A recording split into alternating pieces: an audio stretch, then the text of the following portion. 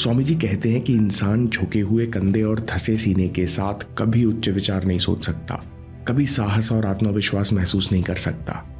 क्यों? स्वामी जी कहते हैं आपके पोस्चर का आपकी मानसिकता और विचारों की क्वालिटी पर गहरा प्रभाव पड़ता है।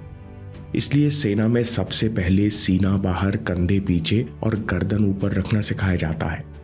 इसी तरह नौजवानों को मजबूत पर्सनैलिटी और सकारात्मक मानसिकता के लिए अच्छे पोस्चर की आदत डाल लेनी चाहिए।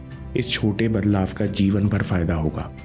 पोस्चर को लेकर ही स्वामी जी नौजवानों से दूसरी प्रैक्टिकल बात कहते हैं जो हम लोग अक्सर नजरअंदाज कर देते हैं।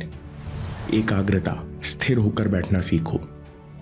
जब आप कुछ देर के लिए पीठ सीधी करके स्थिर होकर बैठते हो तो मानसिक ऊर्जा एक जगह केंद्रित हो जाती है, जिससे मन की हलचल शांत होने लगती है और कंसंट्रेशन बढ़ता है।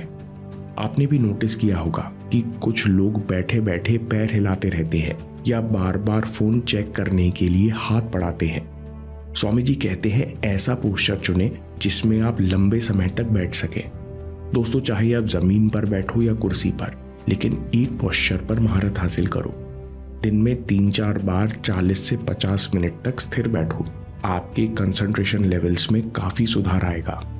राजयोग में तीसरी प्रैक्टिकल बात स्वामी जी नौजवानों से कहते हैं, for mental strength observe nerve currents. Swami ji कहते हैं कि हमारे पास जो कुछ भी है, मन, शरीर, सब कुछ हमारी प्राण शक्ति से चल रहा है। ये प्राण शक्ति हमारी नस नाड़ियों में बहती है और बहुत सूक्ष्म है। इसलिए हम प्राण शक्ति को सीधे कंट्रोल नहीं कर सकते, परंतु ये हमारा सौभाग्य है कि हमारे शरीर में प्राण शक्ति सांस के रूप में भी प्रकट होती है। सौभाग्य क्यों है? योग का नियम है कि हम जिसके प्रति अवेयर होते हैं उसे अपने आप कंट्रोल कर लेते हैं।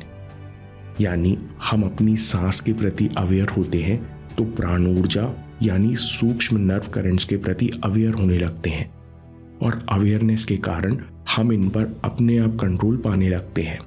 ये अवेयरनेस जितनी गहरी होगी, हमारा इमोशनल कंट्रोल और मेंटल टफनेस उतनी ही मजबूत होगी। स्वामी जी कहते हैं आपकी चेतना और अवेयरनेस इतनी बढ़ सकती है कि मन और शरीर आपके इशारों पर काम करते हैं। इसलिए हर दिन किसी न किसी प्रकार का प्राणायाम और ध्यान करो। अगली प्रैक्टिकल बात स्वामी जी कहते हैं, प्रैक्टिस फिलॉसफी से बहुत बड़ी है। दोस्तों, जैसे एक समय यूरोपियन बुद्धिजीवियों ने फिलॉसफी को ज्यादा महत्व दिया, वहीं हमारे यहाँ योगियों ने हमेशा प्रैक्टिस को ज्यादा महत्व दिया। स्वामी जी कहते हैं कि अगर राजहंस को दूध और पानी मिलाकर दिया जाए तो वो दूध पी लेता है और उसी पात्र में पानी छोड़ देता है। वैसे ही एक सच्चा योगी फिलॉसफी में से अभ्यास निकालकर बाकी बातें छोड़ देता है। असली ज्ञान अनुभव से आता है। किताबें तो सिर्फ शुरुआत है, इसलिए अभ्यास करो। लेकिन अभ्यास सरल नहीं है। स्वामी जी कहते हैं अभ्यास में 2 बड़ी रुकावटें आती है। पहला अस्वस्थ शरीर, दूसरा संदेह करना। क्या मुझे सचमुच इतनी छोटी प्रैक्टिस से फायदा होगा? क्या मुझे मेहनत से कुछ फल मिलेगा?